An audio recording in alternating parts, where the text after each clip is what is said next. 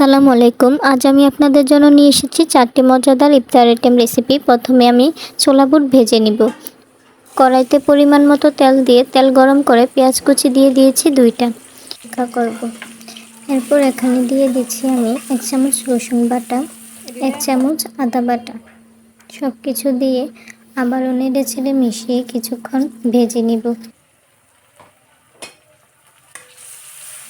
আদা রসুনের কাঁচা গন্ধ চলে যাওয়া পর্যন্ত।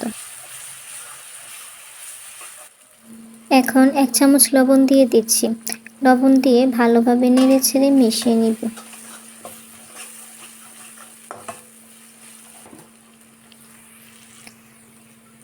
এবার দিয়ে দিব সামান্য একটু পানি।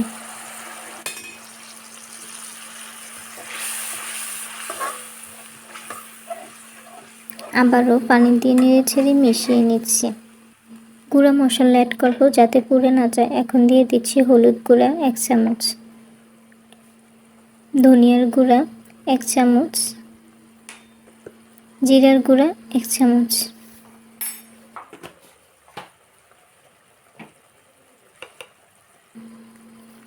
গরম মশলার গুঁড়া 1 চামচ।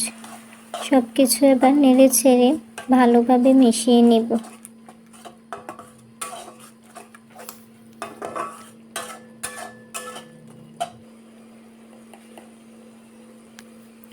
এখন দিয়ে দিচ্ছি হাফ চামচের থেকেও কম কাশ্মীরি লাল মরিচের গুঁড়া। এখন সব কিছু আবারও নেড়ে ছেড়ে মিশিয়ে নিব। আপনারা চাইলে মরিচের গুঁড়া এখানে নাও দিতে পারেন, আমি কালারের জন্য দিয়েছি। এখন দিয়ে দিব একটা আগে থেকে কুচি করে রাখা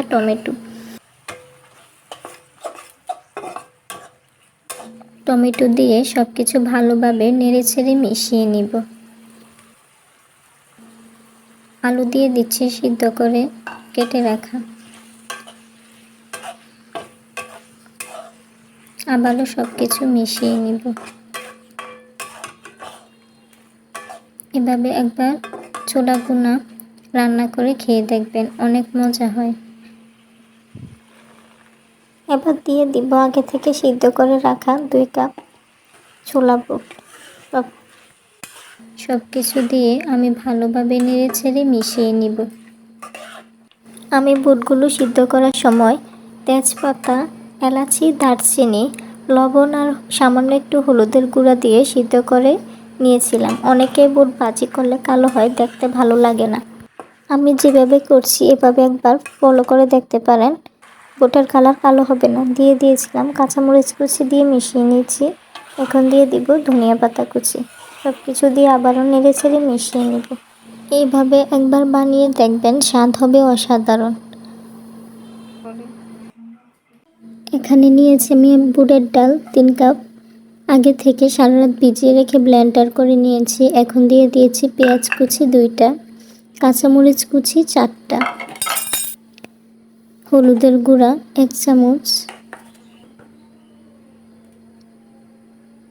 ধনিয়ার গুঁড়া 1 চামচ, জিরার গুঁড়া 1 চামচ, গরম মশলার গুঁড়া 1 চামচ, রসুন বাটা 1 চামচ, আদা বাটা 1 চামচ, ধনিয়া পাতা কুচি দিয়ে দিচ্ছি।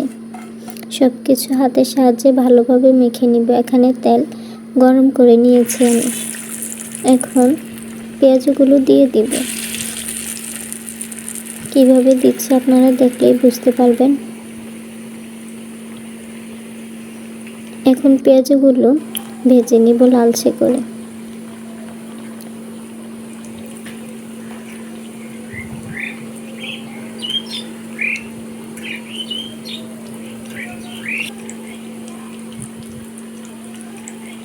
আমার এই রেসিপি দেখলে আপনারা খুব সহজেই মুচমুচে পেঁয়াজের রেসিপি বানাতে পারবেন।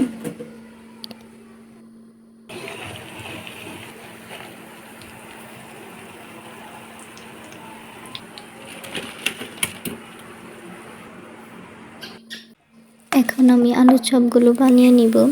এখানে 8টার মতো আলু আমি সিদ্ধ করে নিয়েছি, সাথে নিয়েছি 1টি ডিম। সবগুলো গরম থাকা অবস্থায় ভালোভাবে একটা ম্যাশারের সাহায্যে ম্যাশ করে নিব। এখন দিয়ে দিচ্ছি পেঁয়াজ বেরেস্তা, ধনিয়ার গুঁড়া 1 চামচ, জিরার গুঁড়া 1 চামচ, কাঁচামরিচ কুচি, ধনিয়া পাতা কুচি, স্বাদ মতো লবণ দিয়ে দিব। 1 চামচের মতো লবণ দিয়েছি। সব কিছু হাতের সাহায্যে ভালোভাবে মেখে নিব। এখন আমি এগুলো চপের শেপ দিয়ে দিব। এদিকে আমি বেসনটা গুলে দেখাচ্ছি আপনাদের। আমি এখানে নিয়ে নিব 2 কাপ বেসন, সাথে দিয়ে দিব 1/2 কাপ চালের গুঁড়া। চালের গুঁড়া দিলে একটু মুচমুচে হয়। অবশ্যই এগুলো ছেলে নেবেন, আমিও ছেলে নিয়েছি।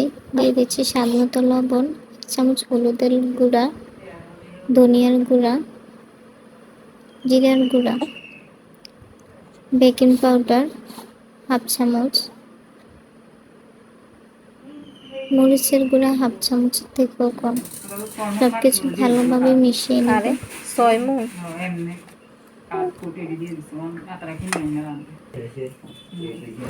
এখন অল্প অল্প পানি দিয়ে একটা সফট ব্যাটার বানিয়ে নিব।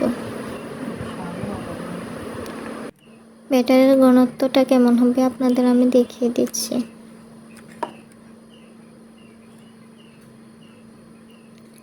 এদিকে একটা ফ্রাই প্যানে আমি তেল গরম করে নিয়েছি।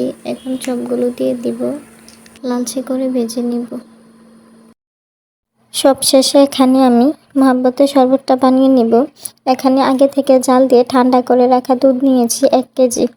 এখন রুয়াবজা দিয়ে দিব 1 চামচ, দিয়ে ভালোভাবে মিশিয়ে নিব।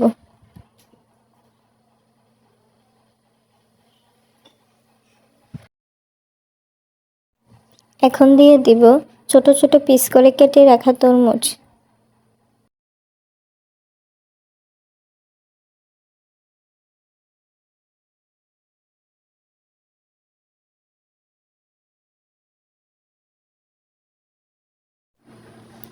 এবার দিয়ে দিব এখানে সুগার সিরাপ।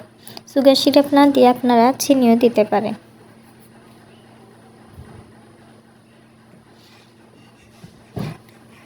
এক কাপ সুগার সিরাপ দিয়ে দিয়েছি। নেড়ে ছেড়ে সব কিছু ভালোভাবে মিশিয়ে নিব। এখানে আমি বরফ কুচি দিয়ে দিচ্ছি 1 বাটি। সব কিছু একটু নেড়ে ছেড়ে ভালোভাবে মিশিয়ে নিব। এই যে কম উপকরণে মজাদার শরবত রেডি হয়ে গিয়েছে। এখন ঠান্ডা ঠান্ডা পরিবেশন